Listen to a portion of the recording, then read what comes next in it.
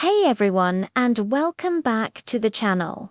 Today, we're diving deep into the art of making the perfect French press coffee. It's a classic method that, when done right, produces a rich, full-bodied, and incredibly satisfying cup. Forget those bitter or sludgy brews you might have had in the past. I'm going to walk you through every single step from bean to brew so you can master this technique at home. By the end of this video, you'll be your own favorite barista. So grab your French press and let's get brewing. First things first, let's talk about the essentials. You'll need a French press, of course. You'll also need whole coffee beans, a grinder, a kettle for hot water, and a scale. Yes, a scale. It's the secret weapon for consistency.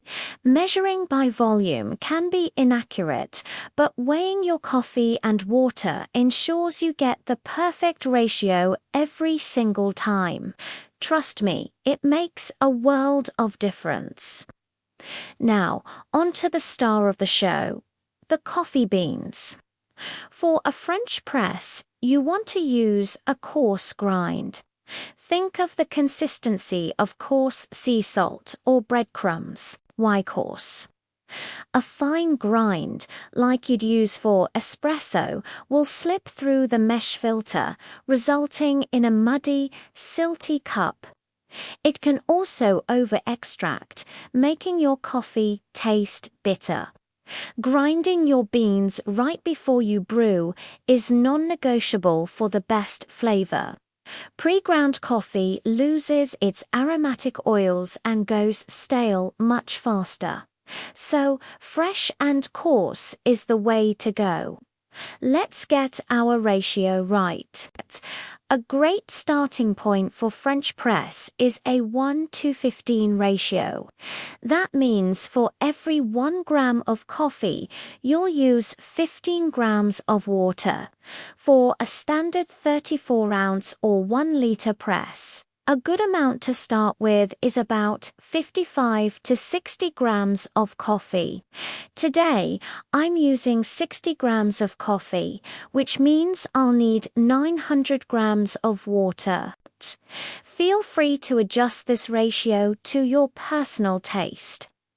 If you like it stronger, try 1:14 or 1:13 if you prefer it a bit milder. You can go up to 1:16. Time to talk about water temperature. This is another crucial detail. You don't want boiling water. Water that's too hot will scorch the coffee grounds, leading to a bitter, unpleasant taste. The ideal temperature is between 195 and 205 degrees Fahrenheit, or about 90 to 96 degrees Celsius. An easy way to get this without a fancy kettle is to bring your water to a full boil. Then take it off the heat and let it sit for about 30 to 60 seconds.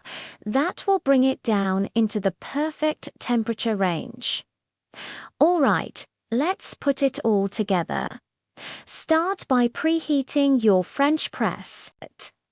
Just pour a little hot water in, swirl it around, and then discard it. This keeps your brew from losing heat too quickly.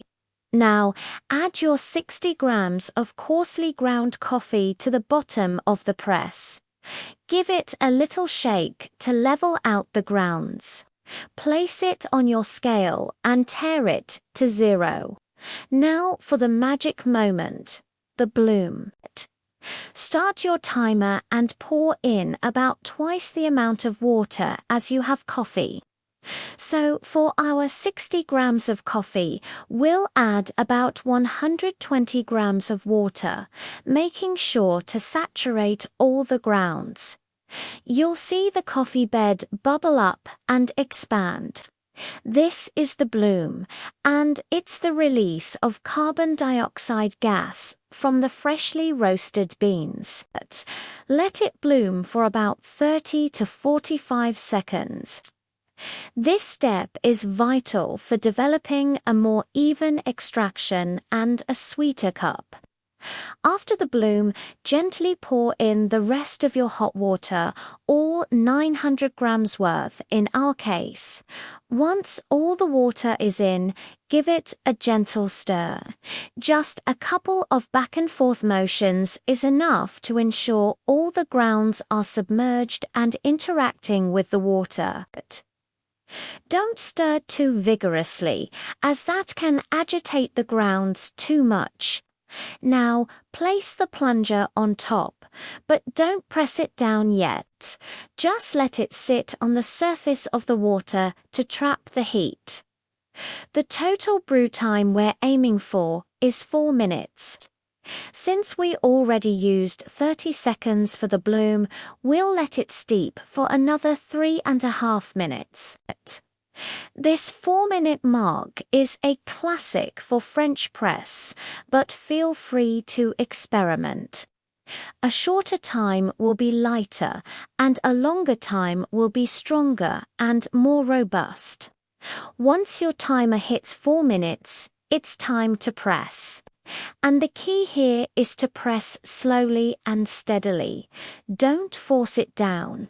It should take about 15 to 20 seconds to push the plunger all the way to the bottom.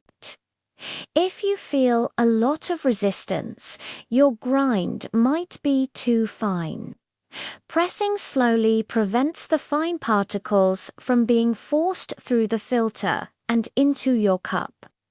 And here's a pro tip that will change your French press game forever. As soon as you're done pressing, decant the coffee immediately. Pour all of it out into your mug or a separate carafe. If you leave the coffee sitting in the press, it will continue to extract from the grounds at the bottom, and by the time you pour your second cup, it will be bitter and over-extracted. This is probably the most common mistake people make, and there you have it. A beautiful, aromatic, and incredibly delicious cup of French press coffee. The result is a brew with a heavy, syrupy body, rich flavors, and a wonderful complexity that you just can't get from an automatic drip machine. It's a ritual that's absolutely worth the few extra minutes it takes. Thanks so much for watching. I hope this guide helps you brew the best French press coffee you've ever had. If you found this helpful, give the video a thumbs up and don't forget to subscribe for more coffee tips and tutorials. Let me know in the comments how your brew turns out. Until next time, happy brewing!